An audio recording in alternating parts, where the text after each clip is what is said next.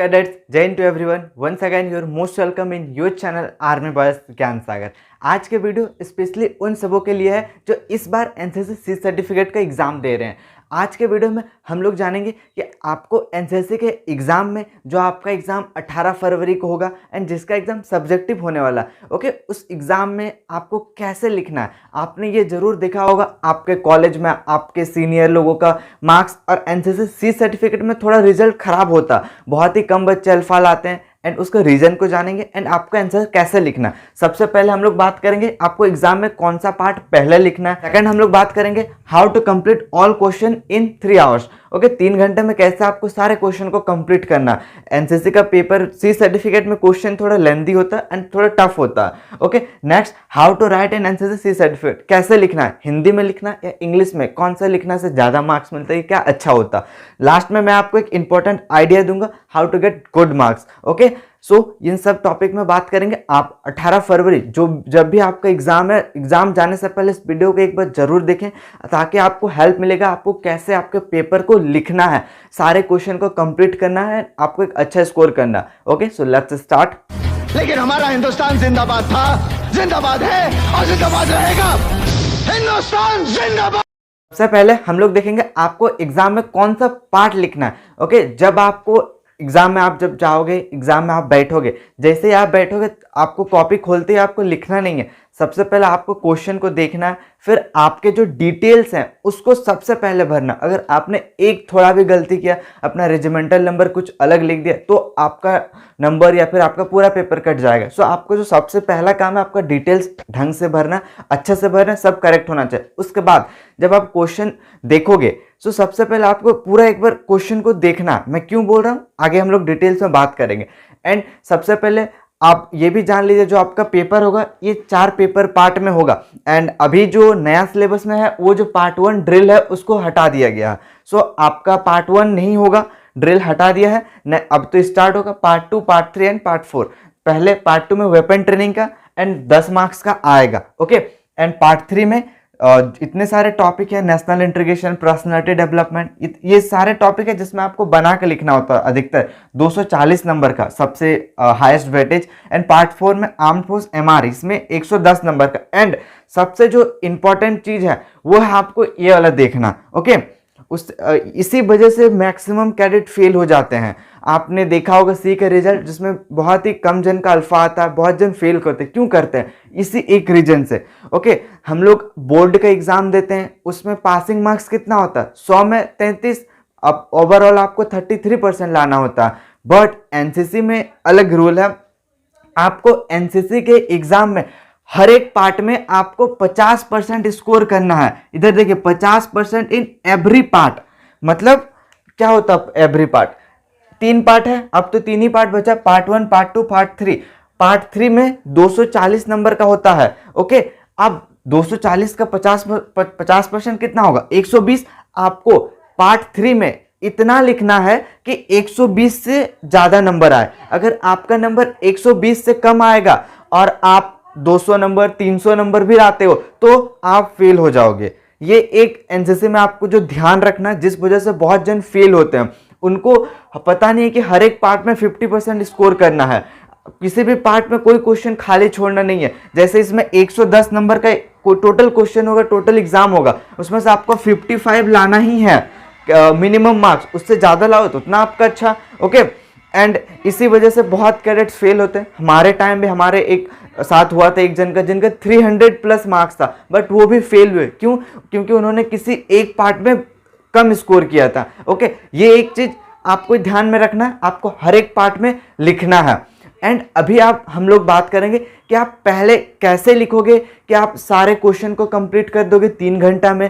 क्योंकि ये जो क्वेश्चन हो रहा है ना बहुत लेंदी होता है सी सर्टिफिकेट का पेपर. ओके, सबसे ज़्यादा क्वेश्चन इसमें अराउंड टोटल क्वेश्चन कितना होता है? टोटल क्वेश्चन की बात करें तो आपका 80 क्वेश्चन टू 90 क्वेश्चन रहता है पेपर में, टोटल क्वेश्चन.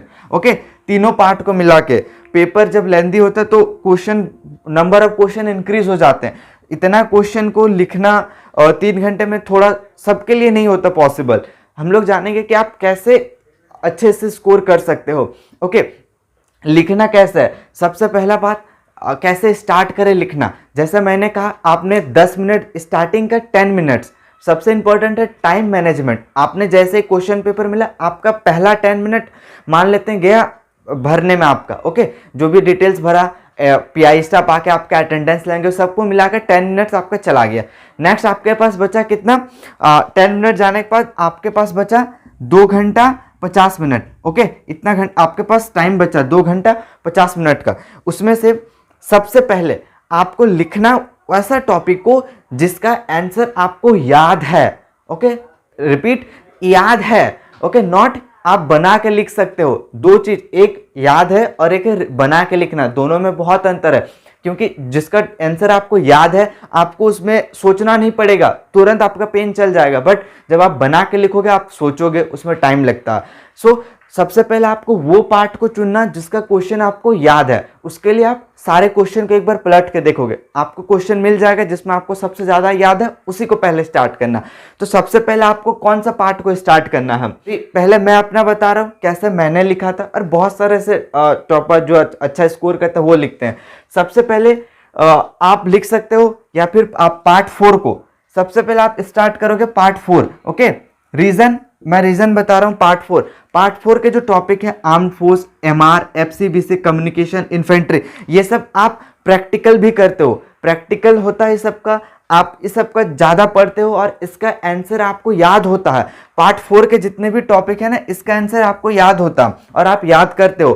तो इसका आप पहले लिखोगे और इसमें ज़्यादा से ज़्यादा आपको कितना टाइम लगेगा, पार्ट 4 कंप्लीट करने में आपको 1 घंटा ही लगेगा, ओके। ये डिपेंड करता है आपके राइटिंग स्पीड पे, कितना स्पीड लिखते हो। आप 50 मिनट में भी कर सकते हो या फिर 1 घंटा टाइम लग जाता है, मैक्सिमम पकड़ लेते हैं 1 घंटा लगा, ओके, 1 घंटा चल गया। नेक्स्ट आपको क्या करना है, ये है पार्ट 2।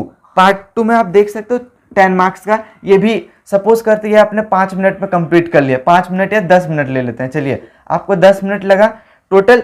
अभी आपने 2 पार्ट कंप्लीट कर लिया, पार्ट 4 और पार्ट 2, कितना टाइम लगा, 1 घंटा 10 मिनट, ओके। इतना बचा था, इसमें से आपने 1 घंटा 10 मिनट और ऐड कर लिया, तो आपके पास कितना टाइम बचा, 1 घंटा 40 मिनट, ओके। आपके पास अभी इतना टाइम बचा, 1 घंटा 40 मिनट, क्लियर है। अब 1 घंटा 40 मिनट में आपको क्या करना है, पार्ट 3 को लिखना है, ओके। 1 घंटा, सबसे पहले आपने पार्ट 4 को किया, 1 घंटा चल गया, ठीक है, कोई बात नहीं, वो लगेगा ही। नेक्स्ट आपने उसी के साथ सेकंड पार्ट को भी कर लिया, 1 घंटा 10 मिनट में पार्ट 4, पार्ट 2 भी कंप्लीट हो गया। आप इसमें और इसमें चलिए पास हो गया, अच्छा नंबर आ गया। नेक्स्ट पार्ट 3 में जो क्वेश्चन सब रहते हैं ना, इसमें हर एक क्वेश्चन आपको बना के लिखना होता, maximum question out of the box आते हैं। पार्ट 3 के क्वेश्चन आप जो पढ़े हुए नहीं रहते, वैसा क्वेश्चन सब आता है पार्ट 3 में। उसमें आपको बना के लिखना होता है, जैसे कोई आपको योजना के बारे में दे देगा, उसको लिखो, या फिर ऐसे क्वेश्चन देता है जिसका आपने पढ़े हुआ नहीं रहेगा, ओके। जिस जनरल नॉलेज से क्वेश्चन आता है जिसको आपको सोच के लिखना होता है, उसमें ज़्यादा टाइम लगता है। सो इस वजह से आप अगर पार्ट 3 को लास्ट में लिखोगे, तब आप इतना क्वेश्चन जरूर लिख लोगे कि आपका 150 से 180 नंबर आ ही जाएगा, तो आप इसमें भी पास हो जाओगे। इस वजह से मैं बोल रहा हूँ आपको पार्ट 3 को लास्ट में लिखना। अगर आप, रीज़न क्या होता है, बहुत सारे कैडेट क्या करते हैं, जैसे क्वेश्चन मिलता है वो लोग स्टार्टिंग से लिखने लगते हैं, और ये जो पार्ट 3 है ना, सबसे लेंदी होता है और इसमें सबसे ज़्यादा क्वेश्चन रहता है, अराउंड 50 to 60 क्वेश्चन रहते हैं पार्ट 3 में। और इतना सारा क्वेश्चन करने में आपको बहुत ज़्यादा टाइम लगता, आप सोच के लिखोगे, आपका अराउंड 1.5 से 2 घंटा लग जाता, कोई आपको पूछेगा उसमें डिस्टर्ब होता है। सो इस वजह से आपको पार्ट 3 लास्ट में लिखना है, ताकि आप 240 में से आप 120 से ज़्यादा नंबर लाओगे। 1 घंटा भी बचा तो आप 1 घंटा में 150 नंबर तो लिख ही लोगे, क्लियर है। सो इस वजह से सबसे पहले आपको स्टार्ट करना है पार्ट 4 से, क्योंकि उसका आंसर आपको याद रहता है, ज़्यादा टाइम नहीं लगेगा लिखने में, 1 घंटा में। नेक्स्ट सेकंड पार्ट 10 नंबर का 10 मिनट में खत्म हो जाएगा। लास्ट में जितना भी टाइम बचे आपके पास, 1.5 घंटा हो या फिर कितना भी टाइम बचे, आपको पार्ट 3 सबसे लास्ट में करना है, क्योंकि उसका जो क्वेश्चन है सारे बना के मैक्सिमम आप बना के लिखोगे, ओके। सो इस वजह से पार्ट 3 आपको लास्ट में कीजिए, तब आपके लिए बहुत ही अच्छा होगा, ओके। ये तरीका मैंने यूज़ किया था एंड बहुत सारे मेरे बडीज़ ने भी यूज़ किए थे एग्जाम में, ओके, जिन्होंने अल्फा स्कोर किया था।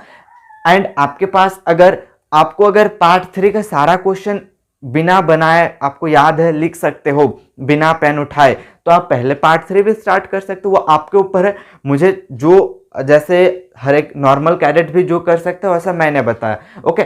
ऐसा आप करोगे तो आप हर एक क्वेश्चन को 3 घंटा में कंप्लीट कर पाओगे।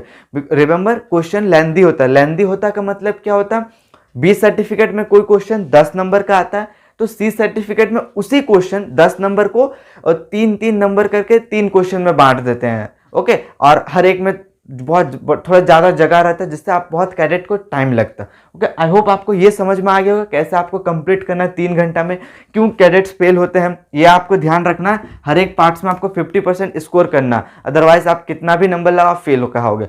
अब नेक्स्ट समझते हैं कि आपको कौन सा लैंग्वेज टॉपिक है। वो एक मिथ भी है हमारे एनसीसी में, सीनियर के द्वारा बोला जाता है अगर आप इंग्लिश में लिखोगे तो आपको अच्छा मार्क्स मिलेगा, ओके। सो मैं आपको बोलना चाहूंगा ये एक तरीके से पूरी मिथ है, ओके। आपको इस पे ध्यान नहीं देना, आपको ये नहीं सोचना कि मैं हिंदी में लिखूंगा तो मुझे कम नंबर मिलेगा। आप में जो लिखा अगर उसमें दम है तो आपको डेफिनेटली जितना मार्क्स है उतना जरूर मिलेगा। सो आपके दिमाग से निकाल दीजिए हिंदी वालों को कम मार्क्स मिलेगा, हिंदी वाले लोग अच्छा नहीं लाते हैं। आप लिखो सही से, आपको डेफिनेटली मार्क्स मिलेगा, ओके। सो आई होप ये क्लियर हो गए। नेक्स्ट जो मैं बताने वाला था एक इंपॉर्टेंट आइडिया आपको।